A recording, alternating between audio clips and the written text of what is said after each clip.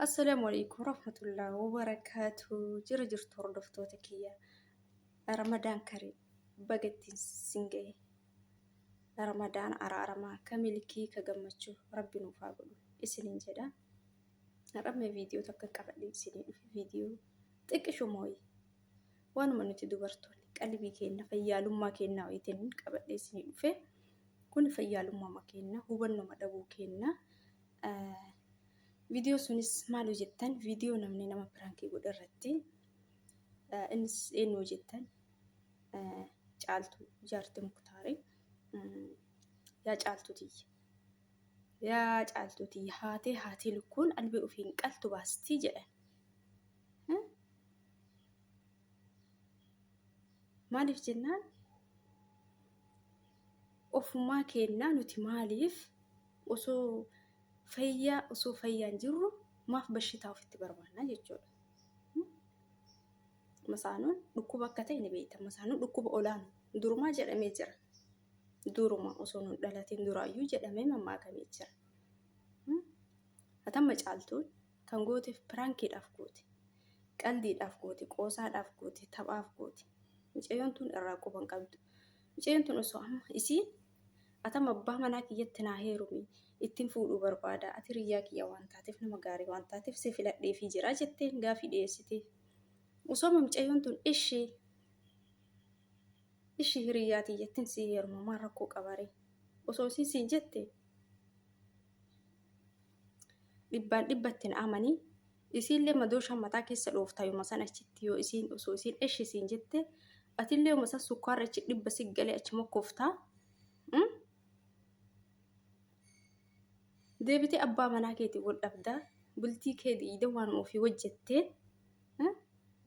wajjatteen achi garagaltee isaanis wal lolta keessi kee raftiin argatu hin rabbashamaa maaliif waan booda ittiin miidhamnu tokko ufumaa kennaa tuttuina hin barbaachisu. Wallaahi biraan kennatu hojjatte ana garuu natti hin tolle dhugaa dhiifama naa godhiitii natti hin tolle maaliif jireenya keetitti hin qoosin abbaa manaa keetiin hin qoosin abbaa manaa kee dubartii biraatiin hin qoosin qoy ani gaafiinsi gaafadha ati gaafa isaaf dubartii filatte isatti fuudhuuf gaafa dubartii filatteef ati gaafa san bakka haadhummaa bakka haadha sadeettee buute moo bakka haadha manaa isaa buute ati bar gaafa san yeroo biraanki kan hojjettu atam bakka haadha isaa buute jechuudha isaaf haadha taate jechuudha akka harmee isaa taate ittiin fuudhuu barbaadaa jette giiftitii ati bar haadha manaa isaati sirraan eeggamu kana jechuun qoosa mattuu sirraa hin eeggamu maaliif itti fuuta haadha manaa isaati miti yaannummaan kunuu maaliif siif dhufe maaf si gammachiise waan akkanaa hojjechuu sirrii miti maaliif qalbii keessa qoosaa keessa wanti tokko bar qoosaa yeroo baay'ee qoosaan nama miidhaayu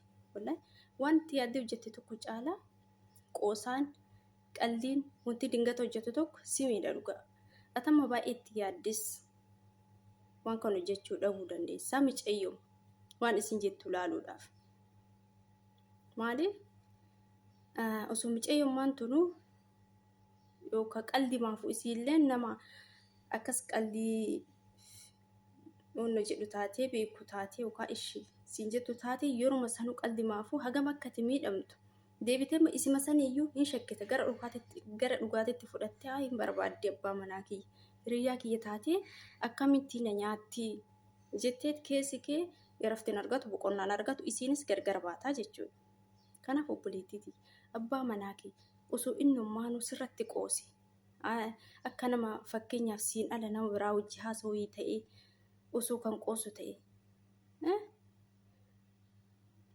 lakkoofsa 4 hin cufiisiin jedhu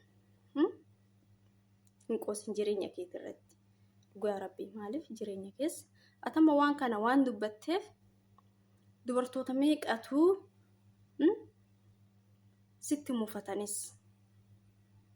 sigalee abbaan manaa keetuyyuu ol baasee sittis dubbachuu baatu hay qalliif goote siin jedhus si afootti si biratti keessa isaa waan inni yaaduun beeyta warri dhiiraa moo kan dubartiitii miti atam daa'ima argannee daa'ima horannee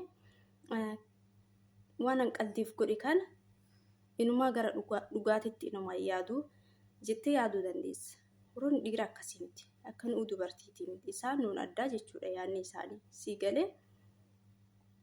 Kanaaf hin qoosin jireenya kee keessatti siin jedha obboleettii dhiifama naa godhi. Namoonni kamuyyuu hundumti keenaayyuu anaayyuu ta'ee sillee ta'ee nuunis ta'ee abbaan manaas warroonni jireenya ofiitiin qoosu sirrii mitiin siin jedha. Maaliif jireenya kee jechuun mana keetii, mana jechuun immoo xaaraaf girgiddaa miti. Jireenya kee jechuudha.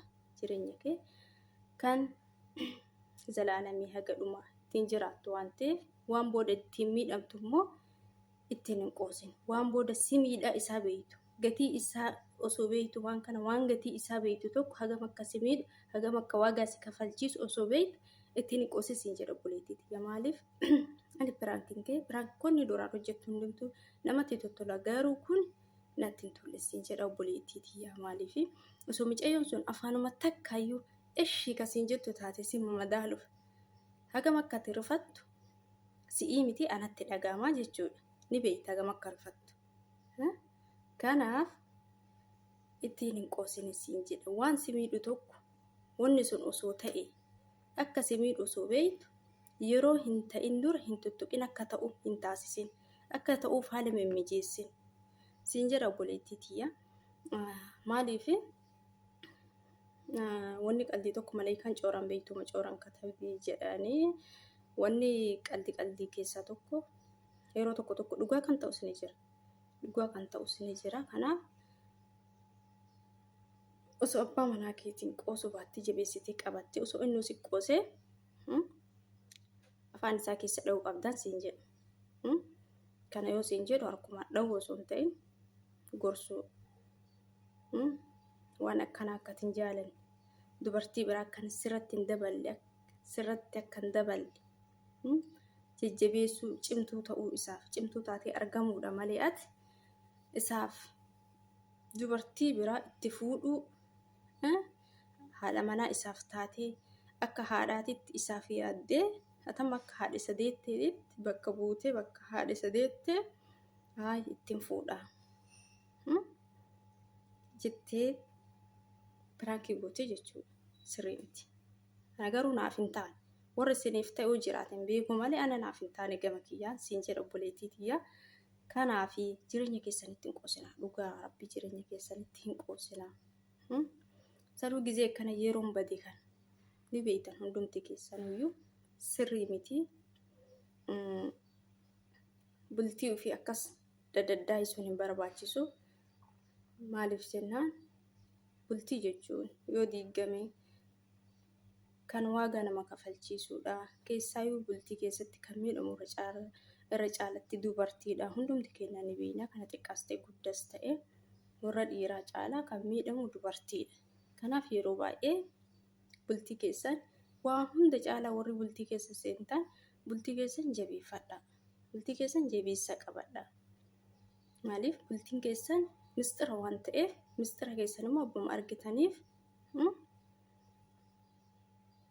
in dabarsitanii in kenninaan isiniin jedha. Maaliif in barbaachisu qoosa keessa wantoonni dhugaanii ta'an siin jedha. Akkasii obboleettii garuu biraankii biraa osoo irratti hojjettee bareeda. Kana osoo hin ta'in waanuma biraatiin jechuudha. Guute ayidiyaa miraa bakka jechuun ni jiraame. Akkasii malee waan akkanaatiin hiriyyaatii isinis jettee amantee ati amanus dandeetta 100% akka obboleettii keetiitti.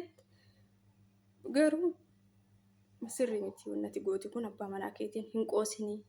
Ati abbaan manaa kee akkasii hin qoosu hin eeyyaminii fi siin jedha obboleettii. Hundumtuu shamarran hundaayyuu hundumuu kennaayyuu bultii kennaa qoosuun hin barbaachisu. Warri ganaa bultii ijaaruu heddanis warri ijaartanii keessa jirtanis bultii keessan ittiin hin qoosinaa. Asanii jedha obboleeyyan kiyya. Kanuma siidhaan barbaadeetii caaltuutiyyaa garuu dhiifama naa godhi viidiyoo irratti hojjechuuf akka gorsaatiitti siif ta'a jedheetiin yaada. Maaliif atillee qalbimaaf qoosamaaf hojjettee malee wanni kun boru jettee itti waan hin yaadiniif waan kana ammoo qalbimaaf micayyuu. Taphaan simachuuf wanti gooteef garuu sirrii miti siin jedha obboleettii akkasii. Sheer godhaa ittiin naagayaa. Assalaamu alaikum warahmatullahi wabarakatuh.